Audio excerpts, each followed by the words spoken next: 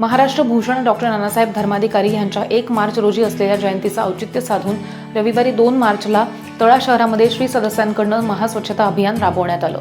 Doctor Nanasaheb Dharmadhikari यांनी 1943 पासून अध्यात्म, शिक्षण, आरोग्य आणि व्यसनमुक्तीसाठी अविरतपणे समाज प्रबोधनाचे कार्य केले।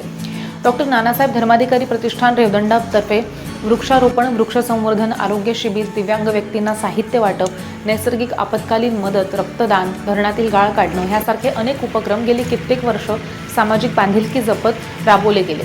1 मार्चला त्यांच्या जयंतीनिमित्त तळा तालुक्यातील श्री सदस्यांकडून महास्वच्छता मोहीम राबवण्यात आली। यावेळी सकाळी ठीक 7:30 वाजता गटागटानं स्वच्छतेची साधनं घेऊन शहरातील नगरपंचायत नाका ते आसावरी नाका, तळा प्राथमिक आरोग्य केंद्र ह्या ठिकाणी वाढलेलं गवत, प्लास्टिकच्या बाटल्या आणि कचरा काढून स्वच्छता केली।